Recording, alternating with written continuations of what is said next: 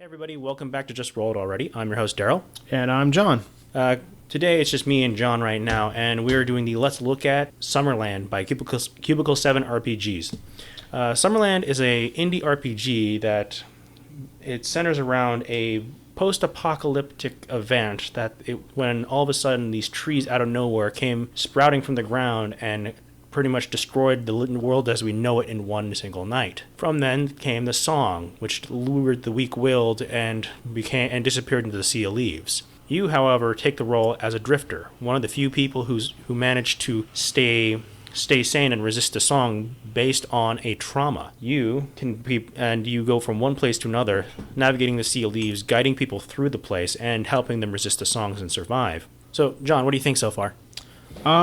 It looks really good. I mean, the setting is definitely unique. Mm-hmm. Considering that, Cubicle 7 produced also Chin, the Warren States, a lot of other games. They're actually apparently a UK company. Yeah, they're pretty big in UK, but also they also allocate a lot to the US as well.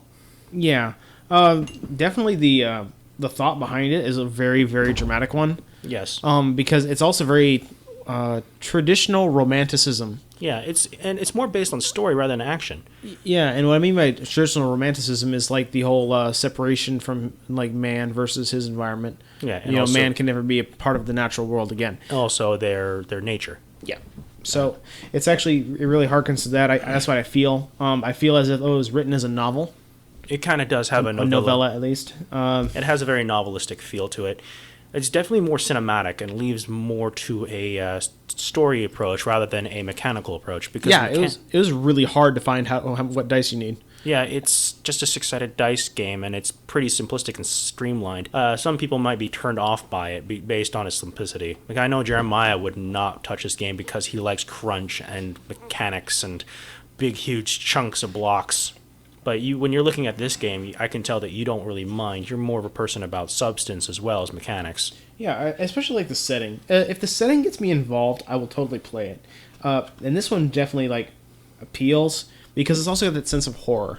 Oh yeah, and another thing about the setting is that the people, it goes into a story that those who did survive the song, they came back as more animalistic. Just imagine you're being stalked by a predator who has the actions of an animal but the intelligence of a human being. They can set up complex traps and cause people to fall under false laws of security, even pushing you towards a dead end.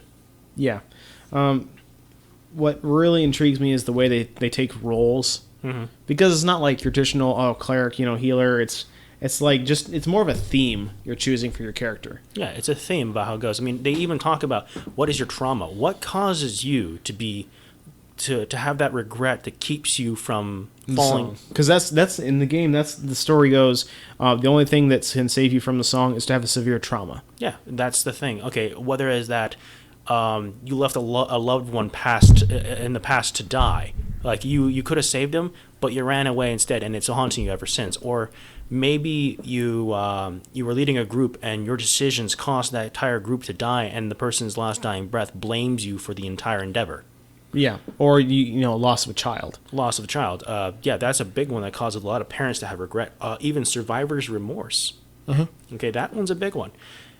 Everybody who does this goes through it. I mean, you can, in the story, you can be part of a community, and you can either choose to be part of the community and accept the fact your trauma is curable, or you can continue to hold on to that and be immune to the song. Yeah.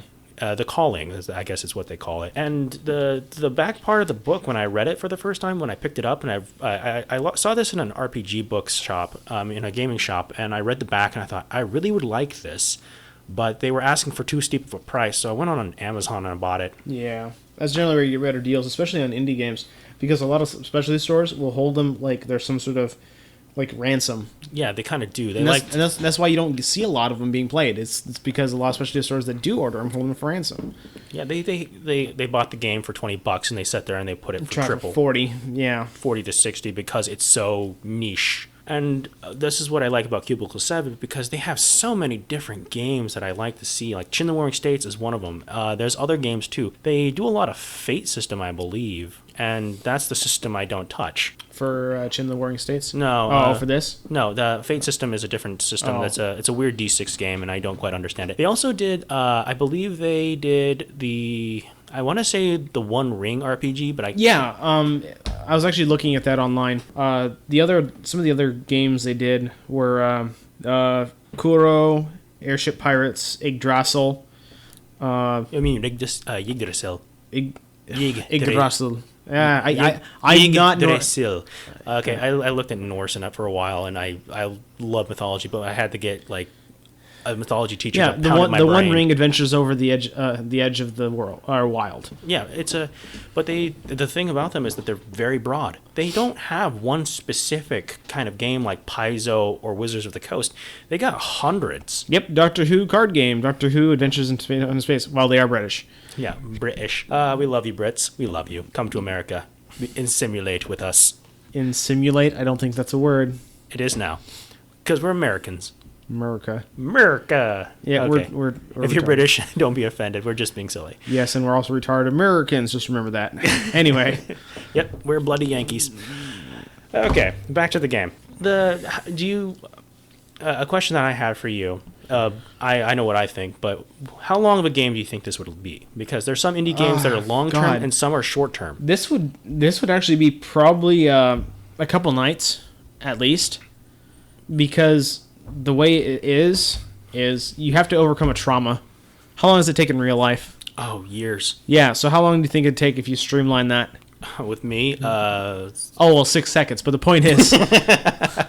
No, if I was going to seriously do this game as if I was game mastering it, I would probably say that it could take anywhere from a month and a half to 5 months, depending on how fast I want the game to go. It could be a big game. Yeah, it could be a very long game. It could actually possibly go even years if you kind of like to explore the concept of realistic human beings rather than the unstoppable godly killer. Yeah. So I believe Greg Saunders is the writer. Yeah, of this book. He made it himself. This is a revision that he did prior. And it was published by Cubicle 7, take it? Yeah, it was. Okay. Yeah, the game itself is fun. I read into it for a little while, and the setting is very immersive. I like how when he writes it, he puts it in ways that it's to the point, but it explains enough that you understand what it is without bogging you down. It's not very cinematic like Shadows of Starin or in character, but this one is more. It gives you an explanation, keeps you engaged with it. It's more of the dramatics are feelings. Yeah, it's feeling, and he expresses it in a very well-mannered way, and it makes me think I can run this game quickly. It's one of those games you can pick up, read in the afternoon, and then that night you're ready to run with your friends. Yeah, and character creation seems to be very streamlined, which I like. Because if you spend 3 hours building a character, I mean, that's going to take a long time, and you can't just suddenly jump in and play. Because when I want to run a game, I want to sit down and do it and get it on. Yeah, this takes 15 minutes. Yeah, 15-minute character creation. Unless you know the game really well, then it might take 5 minutes. Yeah, if you're like a D&D nerd like me, I can make a character in 10 minutes. Yeah, or like me. Sans name. Yeah. Names are the hardest. I think that would probably be the hardest part of this either, unless you played as yourself. Well, this is a very heavy character-enforced game. Yeah, you could totally play as yourself. Yeah. I mean, if you just want to take your name, put it in there. Yeah, if it happened to you, imagine if it happened to you. Yeah, it's older you, and you have to deal with this. Like, okay, great, your wife is dead, or your family is gone, or whichever you create, that how it goes. Or maybe you can, if you're really sadistic, take a situation that caused you to be how you are today. I mean, let's say that you kind of have regretful past about something that happened to you, like you weren't there for your grandfather's funeral, even though he cared about you a lot, and you'd rather said, I don't care about you, and you left, and ever since it haunted you. Yeah, I have a lot of trauma that would definitely make me immune to the call, put it that way, but I'm not going to go into detail because it'd bore the hell out of people. Yeah, okay, pretty much how you're the closest immunity I can think of right now. There is no butter for my toes! My life is over! And you slam the door and run away. But what? That's just making fun. Actually, that's Rudy.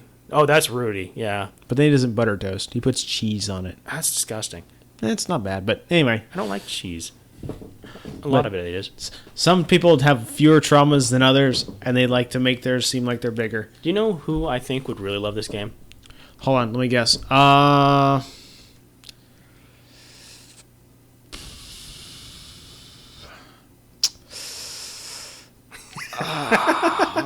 thinking. Don't say it. Nope. I'm sure everyone's screaming at the computer like, just say it already, John! Just say it! Oh, God.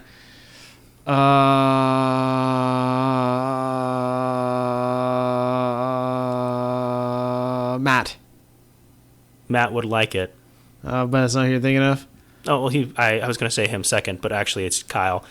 Because it's so dramatic. Yeah, that's true. Matt would like this game. But Kyle doesn't have feelings. Or at least reasonable, rational ones. That's why we insult him all the time. Yep. He does. He doesn't have feelings, so he just take it like this emotional punching bag. No, I'm just kidding. No, he's a complex human being like we all are. Complex, you can pretty much sum people up in one word. Want to live. But that, again, is part of this game, too. Your True. desire to live. How long are you willing to live through this whole entire endeavor? Because it's if there's an easy way, the quote-unquote easy way out of the entire thing is to simply let yourself not exist anymore. Yeah. But what causes this person to be hurt enough to be immune, but how much it's not enough for them to just want to end their life, period. Yeah. So, overall rating, in your opinion? Like I look at the cover art. There's not too much art in the book. Actually, most of it looks like it's photographed. Yeah, there's a lot of photographs, so I can't The cover art's beautiful. I mean, it makes you get a good captivated appearance of what it's going to look like. That's CG mostly. There's nothing wrong with that. Nothing wrong with it at all. I mean, it's got the old Volkswagen. Yeah, Volkswagen, and a few buildings that are overgrown because of the sea of leaves. I'm thinking set in like in 1960s, 1970s. You know, I don't really know where it's set. You can set in any time frame you want it to. I think that just the event happens. Yeah, I think that's the true, because some of these photographs are also pretty new. But that's the photographs are nice, and it does lend itself to be quite good. And there's not too much as far as like gear goes or things that could slow down character creation. Just think about what's practical at the time. Yeah, okay, things that you scavenge, things that you find, things that you make. This is a very streamlined, more realistic approach to it, and it takes a lot. The thing that probably take most time is the working with the GM or the storyteller or the game master or the dungeon master, whatever you call him, the narrator of the story.